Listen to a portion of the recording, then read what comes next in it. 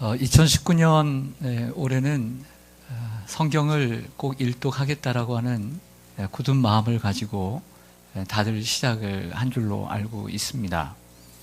그렇게 벌써 1월을 한 달을 이렇게 보낸 이 시점에서 무난히 잘 따라오신 분들도 계실 것이고, 어떤 분은 여러 가지 일로 함께 여기까지 오지 못하고 뒤처진 분들도 계실 것입니다.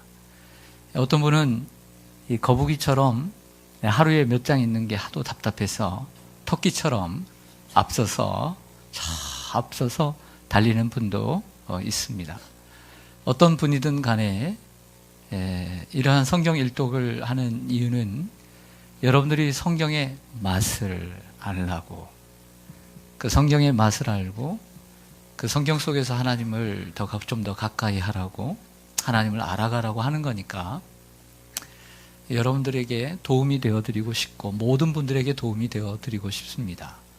또한 성경을 잘 접하지 못해서 잘 모르는 분들에게도, 또 일찍부터 하나님을 알아서 신앙이 좋은, 또 성경을 잘 아는 분들에게도 또 격려가 되고 싶고 응원이 되어드리고 싶은 마음입니다. 연초에 작년 말에 나눠드렸던 성경 읽기표대로 한다면 우리는 내일 레위기에 들어가게 됩니다. 창세기와 출애굽기는 이야기 형식, 스토리 형식입니다. 이것을 가리켜 내러티브라고 얘기를 하는데, 스토리, 즉 이야기이기 때문에, 재미있기 때문에 창세기와 출애굽기를 읽는 부분에서는 그렇게 어려운 느낌을 받지 않습니다. 창세기 같은 경우에는 초반부에는 하나님의 천지 창조, 그리고 인간의 타락, 그리고 노아의 홍수, 그리고 바벨탑 사건을 통한 하나님의 민족에 대한 계시가 들어 있습니다. 그 12장부터 50장까지는 하나님이 선택한 아브라함, 그의 후손인 이삭, 야곱, 요셉, 이게 4대에 걸친 4사람의 인생 역정이 신앙의 관점 속에서 기록되어 있습니다. 그래서 창세기를 네 사건, 네 인물이라 이렇게 말할 수가 있습니다. 출애굽기 또한 애굽 고센 땅 람셋으로 이주해 간 야곱의 자녀들이 400년이 지나서 애굽의 고난을 받게 되고, 하나님이 선택하신 모세를 통해서 이스라엘 백성들을 구출해내는, 즉 애굽에서 나오는 엑소더스라고 하죠.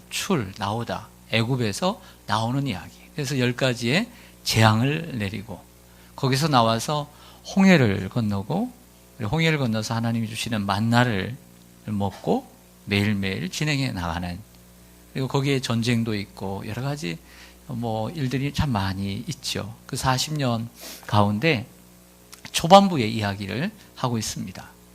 홍해를 건넌 후에 만나를 이제 하나님이 주셔서 매일 먹으면서 지나면서 어디를 가게 되냐면, 3개월 만에 도착한 곳은 그 지중해 아래쪽에 이렇게 뾰족하게 되어 있는 홍해를 만나게 돼요.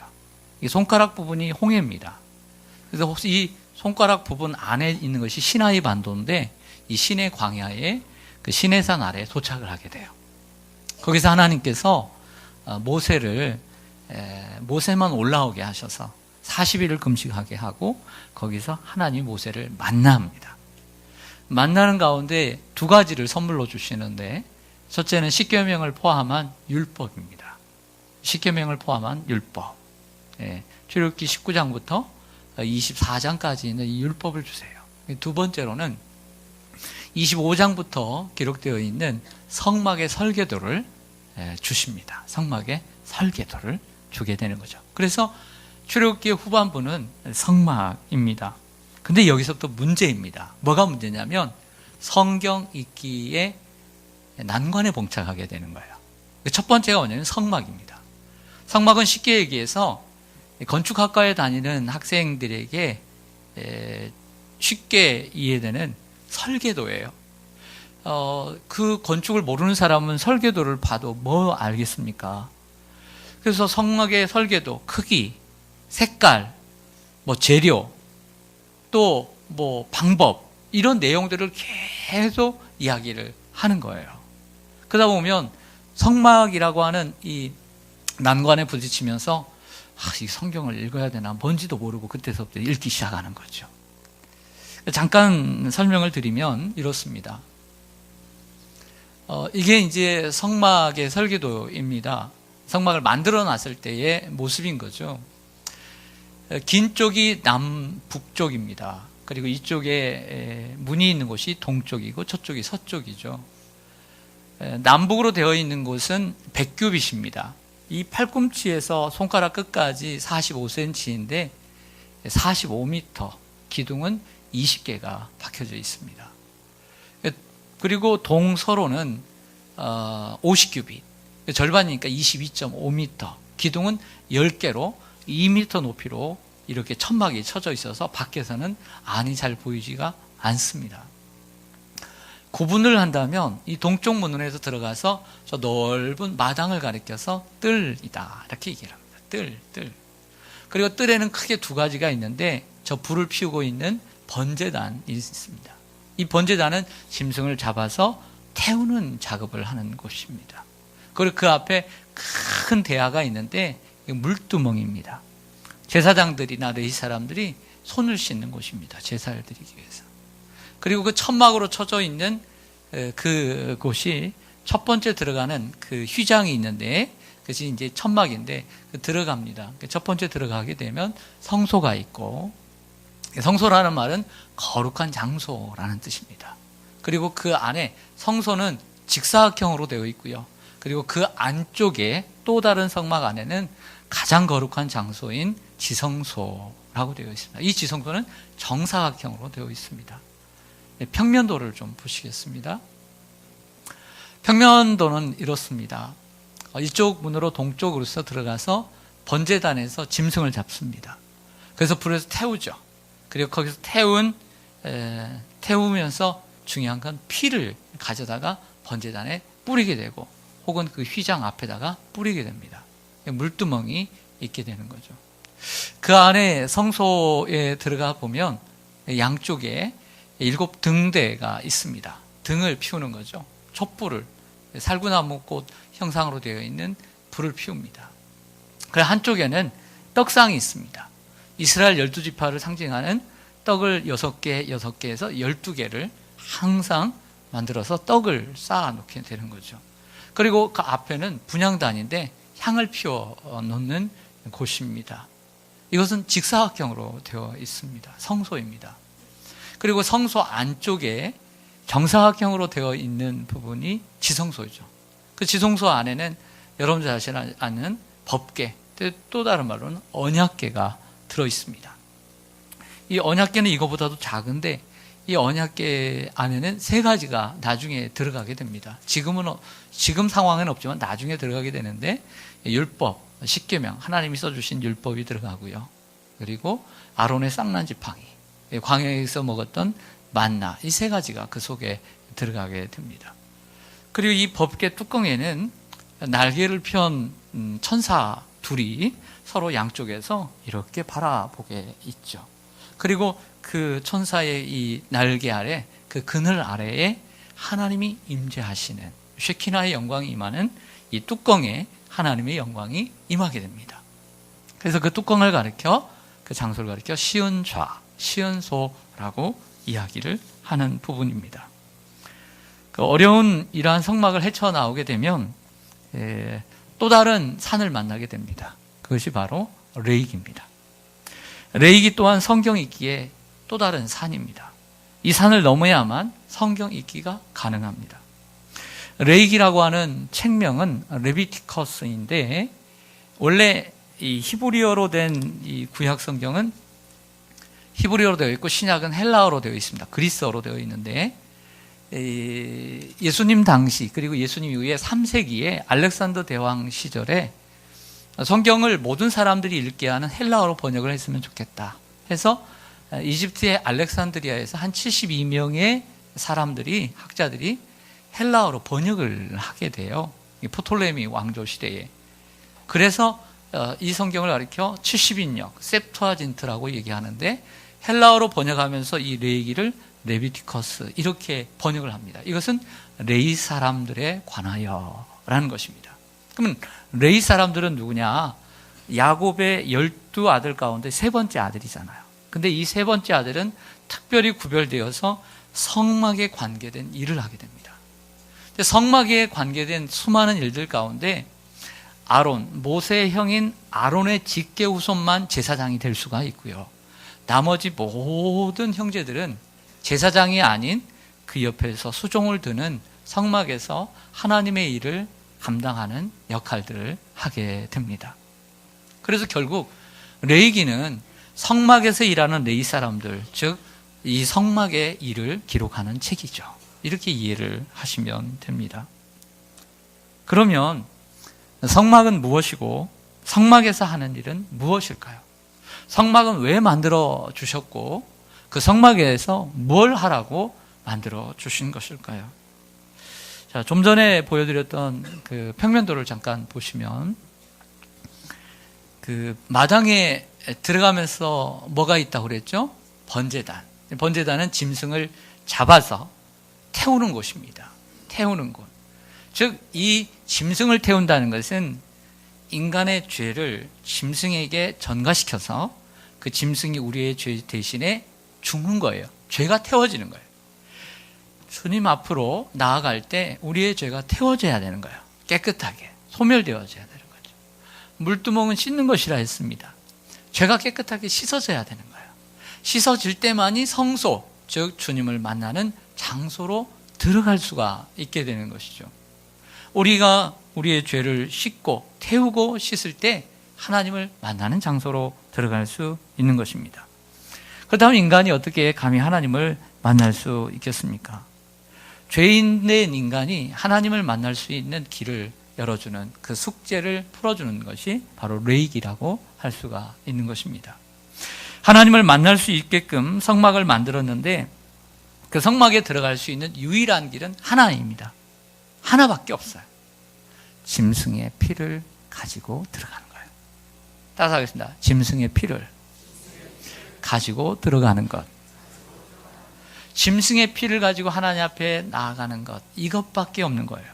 이것을 가리켜 일명 뭐라고 얘기하냐면 제사라고 얘기하는 거예요. 따라서 하겠습니다. 제사. 짐승을 죽여서 하나님 앞에 내 대신 죄값을 치르는 것. 이것을 제사라고 하는 거예요. 제사. 그 제사를 여러 영어 풀이를 보면 그 중에 하나가 뭐냐면 희생이라고 하는 sacrifice라고 하는 단어가 있습니다. 제사의 세 번째 중요한 의미는 희생에 있는 거죠. sacrifice. 이 희생이라는 건 뭐냐면 나 대신에 내가 치러야 할 것을 내가 가지고 있는 것이나 그리고 내가 할 수 있는 것으로 대신하는 것입니다. 즉 내가 피를 흘려야 되는데 대신 짐승이 피를 흘려서 그 죄값을 대신 치르는 것. 그래서 이것이 희생제사가 되는 것이죠. 이 제사를 통해서만이 짐승의 피를 통해서만이 하나님 앞에 나아가 하나님을 만나는 것입니다. 여러분 하나님을 만나야 되겠죠? 여러분들 오늘 주님 만나러 오신 줄로 믿습니다. 할렐루야. 그러면 집에서 TV 보고 편하게 자고 있을까요? 나와야 될까요? 나와야 되죠. 어떻게 나와야 되죠?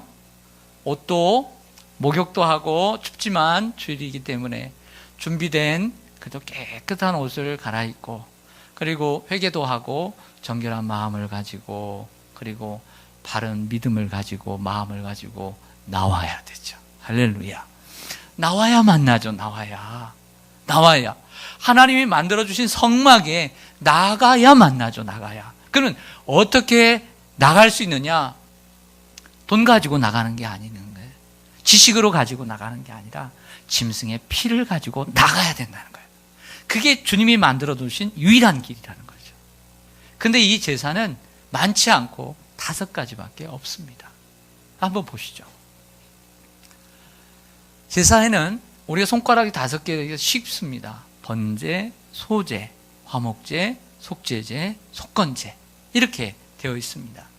하나씩 간단하게 설명을 하면 번제는 올라라고 하는 히브리어인데 하나님 앞에 온전한 헌신을 하고 싶을 때 내 삶을 하나님 앞에 온전히 드리고 싶을 때 하는 것입니다. 그 방법은 짐승을 남김없이 다 각을 떠서 하나도 남김없이 다 태워서 하나님 앞에 올려드리는 것입니다. 이게 번제입니다. 그리고 가장 대표적인 제사입니다. 두 번째는 소제입니다. 소제는 곡식으로 드리는 제사입니다. 곡식을 주신 하나님, 내게 먹을 것을 주신 하나님께 감사하는 제사입니다. 곡식으로 드리기 때문에 피가 없잖아요. 피가 없이는 하나님 앞에 나갈 수 있다 없다? 없기 때문에 번제나 혹은 화목제와 함께 드리는 제사가 되는 거예요. 단독으로 드릴 수가 없는 것이죠. 세 번째는 화목제입니다. 화목제. 이 화목제는 하나님과의 인간과의 화목을 위해서, 또는 우리 사람들과의 화목, 나와 다른 사람들의 화목을 위해서 하나님 앞에 드리는 제사입니다. 화목제사의 방법은 말 그대로 나눔에 있습니다. 거기에 짐승이 있다면 그 짐승의 모든 것을 태워드리는 번제와 달리 일부만 태워드리고, 이것도 정해져 있어요. 그리고 일부는 제사장에게 줘요. 제사장에게 주는 부위도 따로 있어요. 그리고 제물을 드리는 그 당사자에게도 나눠주는 부위가 따로 있어요. 이게 나눔에 있는 거죠. 우리가 나눌 때 화목할 수 있는 거 아닐까요? 네 번째로는 속죄제입니다. 속죄제는 대단히 중요합니다. 7월 10일 날 드리는 이 속죄제, 죄의 고백과 용서를 위해서 드리는 것입니다. 속죄제. 1년에 꼭 한 번 드리는 건 아니고요. 여기 속죄제는 죄의 고백과 용서를 위해서 우리가 죄에 대한 대가를 치르는 겁니다. 근데 하나님이 이렇게 정해 주셨습니다. 제사장이 죄를 범했을 때, 그리고 지도자들, 리더들이 죄를 범했을 때, 그리고 일반 백성들이 죄를 범했을 때로 나눕니다. 그 제사장이 죄를 범했을 때 각 뭐가 다르냐면 드리는 제물이 달라요. 예. 어떤 사람의 것을 소를 드릴까요? 그렇죠. 제사장이 죄를 범했을 때는 소를 드려야 돼요. 그 죄의 대가가 더 큼을 얘기합니다. 각각 달라요. 다섯 번째는 속건제입니다. 속건이라는 것은 물건이죠. 피해를 입힌 것에 대한 속죄입니다. 허물건, 이렇게 있습니다. 허물건. 즉, 여긴 세 가지인데, 내가 교회 성물을, 하나님의 성물을 범했을 때 갚아야 되는 것. 또 하나님의 율법, 하나님의 계명을 어겼을 때 갚아야 되는 것. 그리고 내가 사람들에게 손해를 끼치는 게 있잖아요. 뭘 잘못해서 어떻게 해도, 또 잘못해서 어떻게 남에게 피해를 입힌 것에 대해서, 거기에 대해서 보상을 해주는 것. 이게 속건제라고 할 수가 있습니다. 여러분, 사람이 살아가면서 알고 모르고 의식과 무의식 중에 드립니다. 혹은 하나님께 죄를 범하기도 하고 사람들에게도 죄를 범합니다. 모든 죄가 많습니다. 근데 이 모든 죄는 이 5가지 제사면 충분하다라고 하는 것이죠. 이 5가지 죄를 통해서 인간의 모든 죄를 주님이 해결해 주실 수 있다라고 말씀하고 있는 거죠. 하나님과 사람 사이에 막힌 죄의 담이 있어 우리가 하나님께 나아가지 못할 때 하나님께 나아갈 수 있는 길을 마련해 주신 것, 이것이 바로 제사입니다. 즉 성막은 하나님을 만나는 장소인데, 그렇게 해서 만들어 주셨는데 어떻게 만날 수 있는가? 하나님 앞에 나아감으로, access to God, 하나님께 가까이 감으로써 만날 수 있다. 근데 하나님께 어떻게 가요? 우리가 우리의 의로움으로 갈 수 없습니다. 그래서 짐승의 피를 가지고 하나님 앞에 나아갈 수 있는 것, 하나님 앞에 나아가는 길, 이 제사예요. 따라서 하겠습니다. 하나님께 나아가는 길, 그게 뭐라고요? 제사라고 하는 거예요. 그 하나님이 성막에서 그들을 만나 주시는 것이죠. 그러므로 제사는 무엇이냐? 냄새가 난다. 이 피가 많네. 그 속에서 우리가 느껴야 되는 것은 하나님의 사랑이죠. 하나님의 은혜입니다. 나 같은 죄인을 하나님께서 만나시려고 이러한 방편을 우리에게 주신 하나님의 그 사랑과 은혜를 알아가는 것이 필요합니다. 사랑하는 여러분, 집을 나간 탕자가 누가복음 15장에 보면 다 허랑방탕하게 다 쓰고 또 불황도 겪고 집 생각이 나거든요. 아버지 생각이 나서 이렇게 얘기합니다. 내가 기도를 하기를 내가 하늘과 아버지께 죄를 지었사오니 지금부터는 아버지의 아들이라 일컬음을 감당치 못하겠나이다. 얼마나 진실돼요. 진실되잖아요, 마음이. 우리가 하나님 앞에 나아갈 때 어떤 마음을 가져야 하나? 이러한 참 마음을 가지고 나아야 돼요. 그 진정한 믿음으로 나아가야 될 줄로 믿습니다. 그 주님을 만나게 되는 것이죠. 레위기를 어떻게 읽을 것인가? 오늘 설교의 제목입니다. 레위기를 어떻게 읽을 것인가? 이번 주 우리가 읽게 될 레위기, 오늘 설교를 하고 있습니다. 레위기의 주제는 여러분들이 잘 아시다시피 거룩입니다. 거룩. 거룩이라고 하는 카도시라고 하는 단어가 무려 이 레위기 안에만 87회가 나온다고 합니다. 레위기 19장 2절 같은 경우 내가 거룩하니 너희도 거룩하라 라고 말씀하셨습니다. 거룩이라는 단어. 그러면 왜 레위기에 거룩이 주제인가를 말씀을 드리겠습니다. 두 번째 단락으로 넘어가려고 하는 거예요. 여러분들이 레위기 1장부터 27장까지를 읽을 때 이제 맨 앞에 제사 부분을 제가 설명을 한 거예요. 그러면 가운데 부분은 뭐냐? 거룩이라고 할 수 있어요. 거룩은 무엇인가? 구별되는 것입니다. 성별하는 것입니다. 그래서 성경을 읽다 보면 먹을 수 있는 짐승과 먹을 수 없는 것을 구별을 해줘요. 여러분들 아시죠? 돼지고기는 먹는다, 안 먹는다? 안 먹는다. 소고기는 먹는다, 안 먹는다? 먹는다. 이런 거 이렇게 나눠져 있는 거예요. 그러니까 돼지고기 지금 안 먹으라는 게 아니에요. 먹을 수 있어요. 네, 많이 드세요. 그렇게 나눠져 있어요. 그리고 만질 수 있는 것과 만져서는 안 될 것을 구별해 놓고 있습니다. 그리고 부정한 것과 깨끗한 것을 구분해 놓고 있는 거죠. 정결한 것과 부정한 것. 그것이 그 레위기의 가운데에 자리 잡고 있어요. 그런 내용입니다. 그럼 왜 그러면 이런 것들을 구별해 놓았는가를 한번 생각해 보는 거죠. 그것은 바로 하나님의 백성들, 이스라엘 백성들이 다른 이방 사람들과를 다른 성별된 삶을 살기를 원했던 하나님의 뜻이 있다고 볼 수 있습니다. 그뿐만 아니라 하나님의 백성들의 건강을 위한 과학적이고 의학적인 배려도 들어가 있음을 알 수 있습니다. 제가 그제 포털 사이트에서 뉴스를 하나 접하게 되었습니다. 어떤 뉴스였냐면 인도의 소식이었습니다. 인도에 나온 그 영화 이야기를 하면서 인도의 사회적인 이슈를 하나 적고 있었습니다. 2014년도, 그러니까 벌써 이제 4년, 5년이 됐네요. 5년 전에 총리가 된 이 모디라고 하는 총리가 있습니다. 이 총리는 세계에 영향력 있는 백인에 들어가는 엄청난 사람입니다. 이 사람이 벌써 이제 5년이 되었는데, 모디가 총리가 되면서 여러 가지 계획 가운데 하나가 내가 1억 110만 개의 화장실을 인도에 만들겠다 그랬습니다. 그래서 클린 인디아 캠페인을 시작을 합니다. 클린, 깨끗한 인도를 만들겠다. 당시 13억의 인구 가운데 집에 화장실이 없는 인구가 6억이었어요. 6억.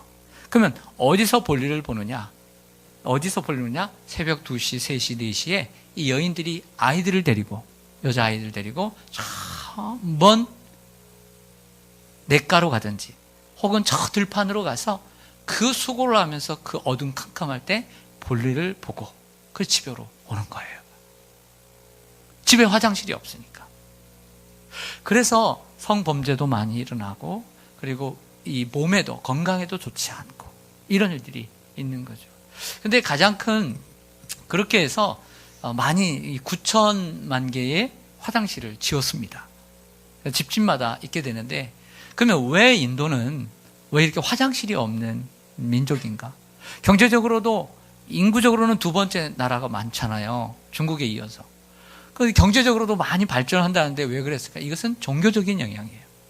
힌두교의 법전에 깨끗한 것과 부정한 것과 깨끗한 것을 구별을 해놓고 있어요. 성경처럼. 그 가운데 소의 똥은 귀해요. 소의 똥은 깨끗한 거예요. 그러나 사람의 배설물은 더러운 거예요. 그래서 사람의 배설물이 있는 화장실이 집안에 힌두교의 기도처와 그리고 음식을 먹는 그 부엌과 함께 있는 것은 옳지 않다라고 하는 이러한 힌두교의 법 때문에 결과적으로 이런 영향을 미쳤던 것이죠. 결과적으로 힌두교는 과학적이지도 않고 의학적이지도 않고 사회적으로 무리를 일으킬 수밖에 없는 법을 만들었지만, 하나님은 이러한 정결한 것과 부정한 것을 나눌 때는 다 과학적이고 의학적인 하나님의 배려가 있음을 기억하시기를 바랍니다. 그래서 지금 우리가 그대로 이건 먹어야 된다, 안 먹어야 된다 지킬 건 아니에요. 왜냐하면 우리가 예수 그리스도 안에서 자유하기 때문에 다 먹을 수는 있지만, 안식일 교인들처럼, 구약을 강조하는 안식일 교인들처럼 그것을 때로는 먹지 말라는 것을 안 먹고 하라는 대로 하면 과학적이고 의학적이기 때문에 인간에게는 도움이 된다라는 말씀을 드리고 싶습니다. 그러한 내용들이 레위기를 읽다 보면 나오게 되는 이유가 거기에 있는 것이죠. 레위기의 후반부인 23장부터 27장까지 이제 마지막 부분을 다루게 되는데요. 이 마지막 부분에 나오는 것은 이스라엘이 지킬 절기입니다. 이 절기를 8개로 구분을 할 수 있습니다. 그래서 8대의 절기라고 얘기합니다. 제가 말씀드릴게요. 첫 번째에 하나님께서 규정하신 절기는 안식일입니다. 세버스라고 하는 안식일은 하나님께서 천지를 6일을 창조하시고 그날 7째 날을 거룩하게 구별하시고 성별하시고 쉬셨습니다. 그래서 이스라엘 백성들은 6일 동안 일하고 6일 7일째 쉬라고 한 것이죠. 두 번째는 유월절입니다. 패스오버입니다. 즉 애굽에서 10번째 재앙, 장자의 죽음의 재앙에 그 유월절 양을 잡아서 바르잖아요. 그래서 죽음이 넘어갔다. 그래서 하나님께서 우리를 구원해 주셨다는 것을 잊지 말라는 것을 얘기하는 거죠. 그래서 세 번째로는 오순절을 지키라고 합니다. 5번의 열흘이라고 하는 거죠. 50일입니다. 이 50일은 첫 곡식을 접한 후부터 50일째 되는 해고요. 그리고 이것을 맥추절, 그리고 칠칠절이라는 이름을 가지고 있습니다. 신약에 와서는 이것이 이제 성령 강림절이 되었습니다. 그래서 예수님이 부활하신 후에 50일째 되는 날 성령이 임하게 되어서 교회가 시작이 되었던 것이죠. 네 번째로는 나팔절입니다. 우리의 달력과 달리 그들의 민력은 이 7월인데 1월이 7월인데 이 나팔절 첫 해가 시작되는 1월 1일에 아론과 제사장들이 다 같이 모여서 나팔을 길게 붑니다. 그리고 사람들이 성회로 모이게 되죠. 새로운 한 해를 시작하는 이러한 절기가 나팔절이 되는 것입니다. 다섯 번째로 속죄일입니다. 이 속죄일은 1년 중에 이스라엘 백성들에게 가장 큰 날입니다. 7월 10일인데 대제사장이 양 2마리를 잡습니다. 그래서 한 마리는 잡아서 광야로 보내고 한 마리는 백성들을 대신해서 또 하나님 앞에 드리게 되죠. 그래서 그 지성소로 들어가서 이스라엘 백성들의 모든 죄를 한꺼번에 대제사장이 짊어지고 주님 앞에 나아가는 날, 이것이 바로 속죄일입니다. 혹은 대속죄일 이렇게 얘기를 하죠. 초막절, 6번째 초막절은 이스라엘 백성들이 그 40년 광야 생활 동안에 천막을 짓고 살잖아요. 그래서 그때의 삶을 돌아보라고 초막절 혹은 장막절 이렇게 해서 이름을 하게 됩니다. 7번째로는 안식년입니다. 안식년은 논이나 밭에 6년 동안을 일을 하게 하죠. 그 땅에서 기경해서 그 땅을 기경해서 곡식을 얻게 합니다. 근데 그 땅을 돌아가면서 7년마다 쉬게 하는 거예요. 쉬게 하는 거예요. 여기서 목회자들의 안식년도 나오게 된 거죠. 그래서 교회의 배려를 통해서 목회자들이 안식년을 갖게 되는 것도 여기에서 나온 겁니다. 그리고 8번째로는 희년입니다. 희년. 이것은 기쁠 힘이, 주빌리라고 얘기하죠. 희년은 안식년에 7번을 합니다. 그래서 7, 7에 49 안식년을 한 그 다음 50년째에는 의미는 뭐냐면 원래 있던 그 주인에게 그 땅을 돌려주는 겁니다. 돌려주는 거예요. 좋아하시는 분들이 있네요. 그리고 빚이 있거나 그런 거 다 돌려주는 거예요. 원 상태로 가는 거죠. 네, 희년입니다.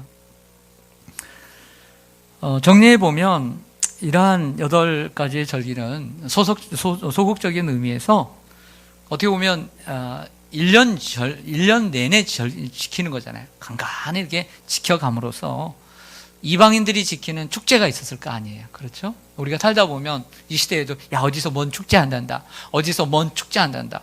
여러분 우리가 키워 축제 가면 돼야 안 돼요? 안 되잖아요. 세상에는 많은 축제가 있는데 우리 그리스도인들이 가야 할 축제, 함께 해도 되는 축제가 있고 멀리 해야 되는 축제가 있는 것처럼 구분하는 게 필요한 것처럼 이방인들과 구별된 삶을 살라는 것이죠. 그러니까 하나님의 조치였다는 것이고 또 하나는 적극적인 의미에서 결과적으로 이 8가지의 절기는 하나님께서 지금까지 우리 인간에게 하신 일을 기억하는 거예요. 그리고 하나님께서 베풀어 주신 은혜에 감사하고 유월절, 장막절 그리고 하나님과의 관계를 점검하고 그리고 회복하는 데 있는 것입니다. 여러분 우리가 그 사순절이 있고 곧 이제 사순절이 있잖아요. 올해는 그 4월 달에 고난절이 있습니다. 부활절이 있고 맥주절이 있고 추수감사절이 있고 성탄절이 있고 이 모든 절기가 무엇입니까? 주님의 사랑을 다시 한번 기억하고 그 은혜에 감사하고 하나님과 멀어졌던 관계를 다시 한번 회복하는 데 절기의 의미가 있는 거 아니겠어요? 레위기는 크게 5대 제사와 8대 절기로 나눌 수 있습니다. 5대 제사는 성막에서 하나님을 만나기 위해 하나님께 나아가는 방법과 그 길을 보여주고 있고 8대 절기는 우리가 하나님과 만나 하나님과 동행하는 방법을 가르쳐주고 있는 것이죠.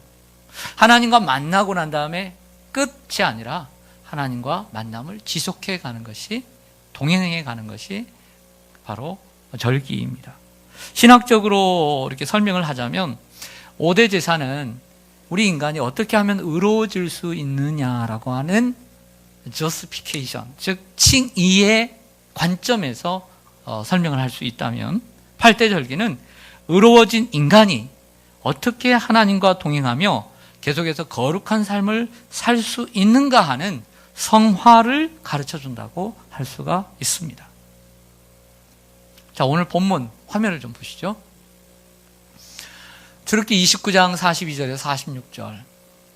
이는 너희가 대대로 여호와 앞 회막, 성막입니다. 늘 드릴 번제라. 제사죠. 내가 거기서 너희와 뭐하고 만나고 성막의 목적은 뭐하는 것이다? 만나는 것이다. 내게 말하리라 내가 거기서 이스라엘 자손을 뭐하리니? 만나리니. 제사장만 만날 게 아니라 너를 통해서 내가 백성들을 만나겠다는 거예요. 그리고 내 영광으로 말미암아 회막이 거룩하게 될지라. 내가 회막과 그 제단을 어떻게 하여? 거룩하게 하여. 아론과 그의 아들들도 거룩하게 하여. 그래서 제사장을 위임시킵니다. 제사장을 통해서 그 중보자로 세워서 제사를 드림으로 거룩하게 하는 거예요. 내게 제사장 직분을 행하게 하며 내가 이스라엘 자손 중에 뭐하여? 거하여. 중요한 단어입니다. 만나고 거하여. 그 중간에 하나 들어가는 것은 내가 너희를 만나고 너희를 거룩하게 하여 네 안에 거하겠다는 거예요. 그리고 그들의 하나님이 되리니 그들은 내가 그들의 하나님 여호와로서 그들 중에 뭐 하려고? 거하려고. 하나님과 하나님께서 우리와 함께 하시고 절기를 통해서 동행하시려고 그들을 애굽 땅에서 인도하여 낸 줄을 알리라. 나는 그들의 하나님 여호와니라. 할렐루야. 사랑하는 여러분, 중요한 말씀을 드리고 마치고자 합니다. 제가 구약의 이야기를 이렇게 자꾸 얘기를 했습니다. 성막을 만들고 또 하나님 만나기 위해서 짐승의 피를 흘려서 하나님 앞에 나아가 그분을 만나는 것, 그리고 그분과 함께 동행하는 삶. 그런데 이처럼 하나님을 만나기 위해서 이스라엘 백성들이 직접 나가는 것도 아니고 짐승의 피를 대신해서 나가고 자신들이 직접 나아가는 것도 아니고 제사장들이 대표로 나아가고 한 번도 백성들은 성막에 들어가 본 적도 없고 이렇게 드리는 모든 제사는 임시방편이라는 거예요. 따라서 임시방편. 그럼 임시방편을 해결하기 위해서는 근본적인 문제를 해결해야 되는 거예요. 그 근본적인 문제를 해결해 주신 분이 예수 그리스도입니다. 할렐루야. 히브리서 10장 11절로 가보겠습니다. 히브리서 10장 11절에 오면 제사장마다 매일 서서 섬기며 자주 같은 제사를 드리되 이 제사는 언제나 죄를 어떻게 하지 못해요? 없게 하지 못해요. 그 순간만 없게 하는 거예요. 오직 그리스도는 죄를 위하여, 그러나 오직 예수 그리스도는 죄를 위하여 한 영원한 제사를 드리셨다. 한 번의 제사를 자신이 드렸어요. 근데 그 한 번의 제사가 영원한 제사가 되었어요. 그게 바로 예수 그리스도의 십자가예요. 십자가에서 우리를 대신해 예수님이 친히 제물이 되신 거예요. 제사를 드리신 거죠.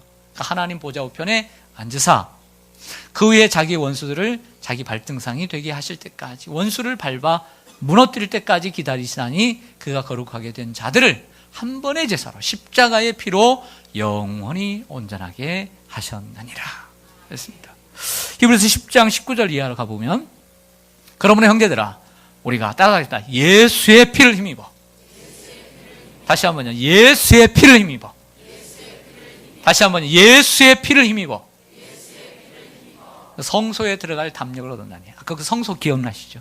아무도 못 들어가는, 제사장만 들어가는 그 성소를 이제 예수의 피를 힘입어 성소에 나가는 거예요. 성소는 뭐 하는 것이에요? 하나님을 만나는 거룩한 장소예요. 우리가 예수의 피를 힘입어 누구나 주님을 만나게 된다는 얘기예요. 그 길은 우리를 위하여 휘장은 뭐냐면 성소의 입구와 지성소의 입구에 있는 막이에요. 천막. 그것을 주님이 몸으로 찢으셨다는 거예요. 새로운 살 길이요 휘장은 곧 위의 육체니라. 또 하나님의 집 다스리는 큰 제사장이 계시면 예수님이죠. 우리가 마음의 뿌림을 받아 악한 양심으로부터 벗어나고 몸은 맑은 물로 씻음을 받았으니 이제는 우리가 짐승의 피로 나는 것이 아니라 진정한 참 마음과 그리고 예수 그리스도를 믿는 온전한 믿음. 믿음이 없이는 하나님을 기쁘시게 못하나니 하나님께 나아가는 자는 반드시 그가 계신 것과 그를 찾는 자들에게 상 주시는 이심을 믿어야 한다는 거예요. 할렐루야. 이게 히브리어예요. 히브리서의 주제는 하나님 앞에 나아가는 거예요. 하나님을 만나는 것이죠. 그 이 시대는 짐승의 피로 나가는 것이 아니라 예수 그리스도의 십자가의 보혈을 힘입어서 우리가 믿음으로 나아가는 줄로 믿습니다. 사랑하는 여러분, 지금은 우리가 이제 짐승의 피가 아닌 예수 그리스도의 십자가의 보혈로 예수 그리스도의 피를 힘입어 하나님 앞에 나아갈 수 있게 되었습니다.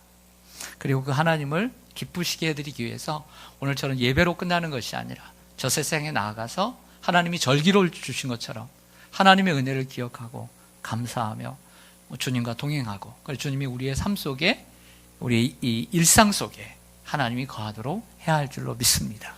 내일부터 성경을 읽을 때 피냄새도 많이 날 것입니다. 연기가 자욱할 것입니다. 고기 타는 냄새도 많겠지만 그 고기 타는 냄새만 맡지 말고 우리를 만나 주시려고 우리 안에 거하고자 하시는 하나님의 열심, 하나님의 사랑, 하나님의 은혜를 여러분들이 느끼고 그리고 체험하는 그런 한 주간 되시기를 소망합니다. 아멘. 기도하겠습니다.